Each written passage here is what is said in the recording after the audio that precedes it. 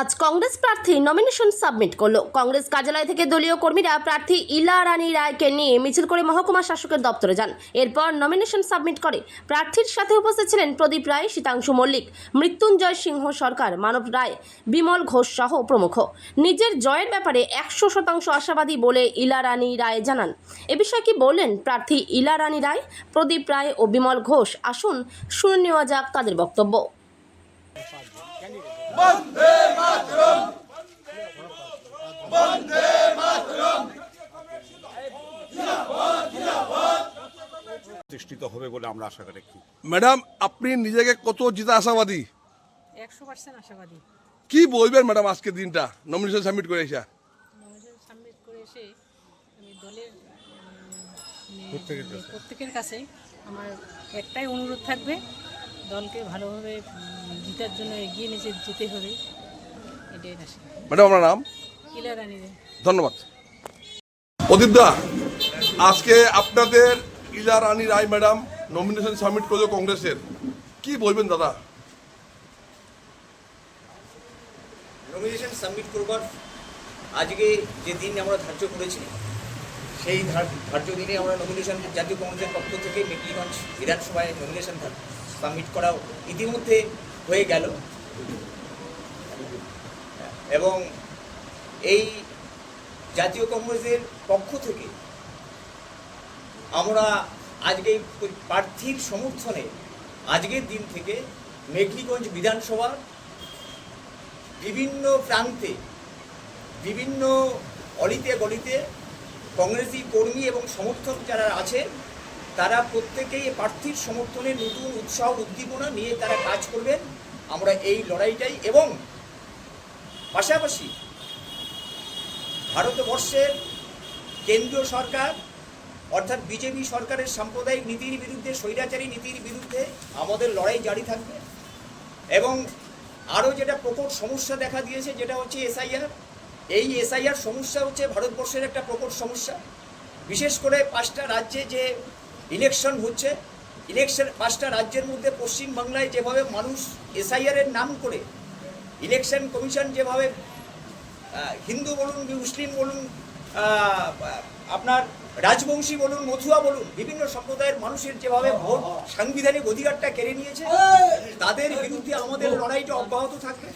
তাদের বিরুদ্ধে আমাদের এই লড়াই জারি থাকবে এবং পাশাপাশি রাজ্য সরকার অর্থাৎ শাসক দলের দুর্নীতি এবং দুর্নীতির বিরুদ্ধে যে সমস্ত অ্যাক্টিভিটিস তারা করে আসছেন, তাদের বিরুদ্ধে আমাদের লড়াই অব্যাহত রেখে আমরা আগামী দিনে এই বিধানসভায় আমাদের প্রার্থীর জয়ের প্রত্যাশা নিয়ে আমরা আমাদের লড়াইটা চালিয়ে যাব।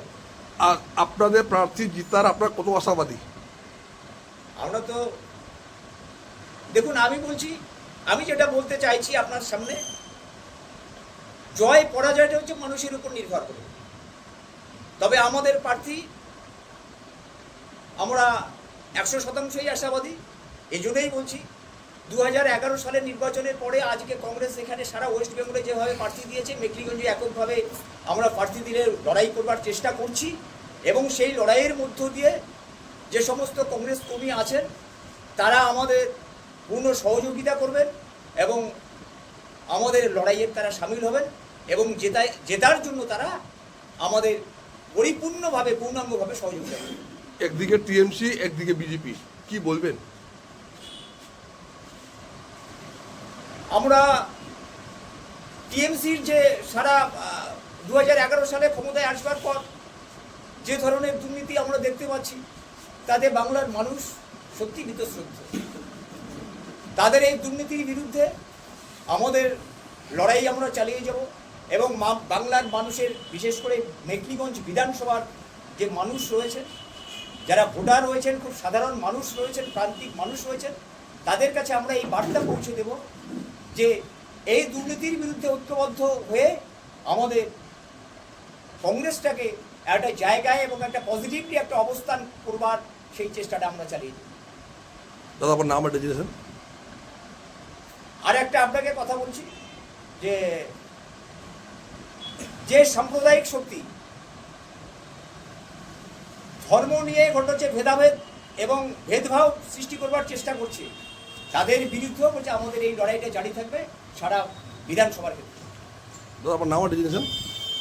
আমার নাম প্রদীপ রায়, আমি ডিস্ট্রিক্ট কংগ্রেস কমিটির সেক্রেটারি এবং বর্তমানে আমি মেখলিগঞ্জ ব্লক কংগ্রেসের নির্বাচন কমিটির চেয়ারম্যান। ধন্যবাদ আপনাকে। বাবু, আজকে তো আপনাদের কংগ্রেস পার্টির নমিনেশন সাবমিট হলো, ইলা রানী রায় করলো, তা এই সম্বন্ধে কিছু বলবেন আপনি আমাকে? খুব সুন্দরভাবে এইচও সাহেবের অফিসে নমিনেশন সাবমিট হয়ে গেল। তারপরে আমরা আমাদের পার্টির অফিস থেকে এখানে একটু চাটা খেতে আসলাম। তো আমার সামনে দাঁড়িয়ে আছে মেখলিগঞ্জ সাব ডিভিশন ভিত্তিক ছাত্র পরিষদের সভাপতি আমার স্নেহধন্য মদন ভাই এবং আমি। আজকে নমিনেশন সাবমিট করতে গিয়ে আপনাদের কে কে আজকে উপস্থিত ছিলেন এখানে? আমাদের হলদিবাড়ি ব্লকের সমস্ত নেতৃত্ব, সিনিয়র থেকে জুনিয়র নেতৃত্ব এবং মেখলিগঞ্জ ব্লকের সমস্ত নেতৃত্ব, আমাদের ইলেকশনের চেয়ারম্যান, প্রত্যেকটা অঞ্চলের নেতৃত্ব প্লাস ছাত্র পরিষদ থেকে আমার সামনে তো দাঁড়িয়ে আছে আমার মদন ভাই, এবং সবাই সর্বতভাবে সহযোগিতা করেছে। তো আশা করি খুব ভালো কিছু করব আমরা।